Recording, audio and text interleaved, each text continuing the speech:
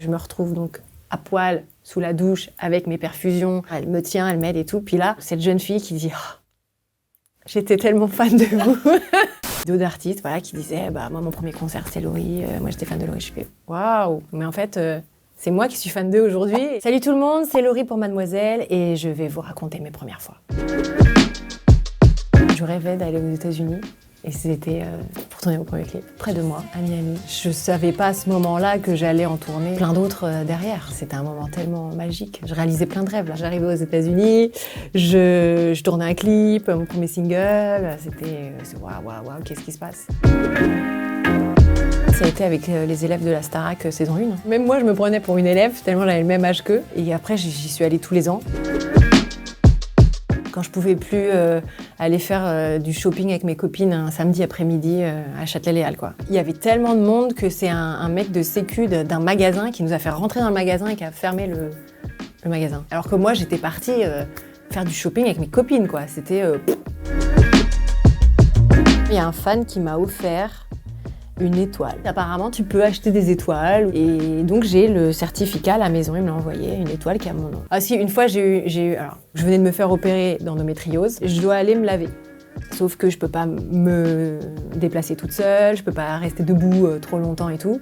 Et donc, il y a une petite infirmière qui vient m'aider. Et donc, je me retrouve donc à poil sous la douche avec mes perfusions. Elle me tient, elle m'aide et tout. Puis là, cette jeune fille qui dit oh, « J'étais tellement fan de vous !» Si un jour on m'avait dit que j'allais vous rencontrer, je fais oui. Je dis alors surtout ne me demandez pas de photos tout de suite. Quand j'étais au collège, j'avais commencé à écrire des poèmes. Parce que j'avais une copine qui faisait ça et je trouvais ça super cool. Mais je me suis dit, oh non, ça ressemble à des chansons. Et les paroles qui sont sorties en chansons, c'était pour Écoute ton cœur. J'avais écrit les 2 premières phrases, c'était Écoute ton cœur et Bouge ton corps. Après, j'ai écrit tout un texte et c'est devenu un titre que j'avais sorti, j'avais 15 ans. J'avais fait le Hit Machine avec. J'étais en maternelle. Le spectacle est fini et la maîtresse donnait des médailles à tous les enfants. Donc c'était un petit peu long, donc tout le monde en avait ras-le-bol. Les parents comme les enfants. T'en as un qui est comme ça, l'autre qui est comme ça. Et moi, je suis en tailleur, la tête haute, le dos bien droit, et je suis comme ça. Et je souris et j'ai un sourire et je me dis, mais à ce moment-là, je savais que j'étais à ma place en fait. Et ma mère, elle m'a dit, on pour te faire descendre de scène, c'était quelque chose.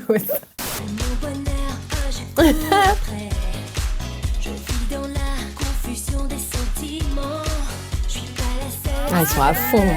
En fait, je le savais en amont parce que pour utiliser des chansons, une émission ils sont obligés de nous demander l'autorisation. Et j'ai reçu tellement de messages le soir même et le lendemain et tout. Ah, t'as vu.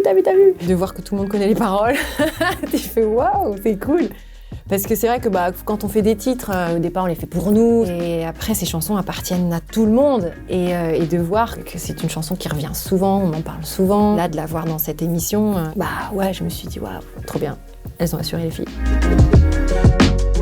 Michael Jackson, Madonna, Janet Jackson. Enfin voilà, c'était vraiment des performeurs, des shows quoi. Il y avait tout qui allait avec. Il y avait des chansons, et il y avait des mises en scène, et des chorégraphies, et des concerts de dingo, et des clips de fou. Thriller de Michael Jackson. Je regardais la Corée, en même temps je mettais un coussin devant les yeux parce que ça me faisait peur. C'était une fiction pour TF1 où je jouais le rôle d'une patineuse. C'était une sorte de Rocky patineuse. Et j'étais trop contente parce que la boucle était bouclée. Vu que j'avais fait 10 ans de patinage. C'était à la patinoire. Et j'avais rencontré Surya Bonaly. C'était la championne de l'époque, c'était tout un modèle. J'allais à l'entraînement, comme tous les samedis matins. Et bizarrement, j'avais pas trop envie d'y aller ce jour-là. Et j'y vais, et là, qui je vois sur la piste, en train de s'entraîner. Je fais « Waouh !» Je la regardais et tout, c'était génial. Sur un air latino avec Bro. Dans ce clip-là, on voulait qu'il y ait et de la nouveauté et de la nostalgie. Et on trouvait ça assez rigolo de remettre des images d'archives. C'est des images qui étaient sorties que sur des DVD. Il y en a, c'est vraiment des images inédites.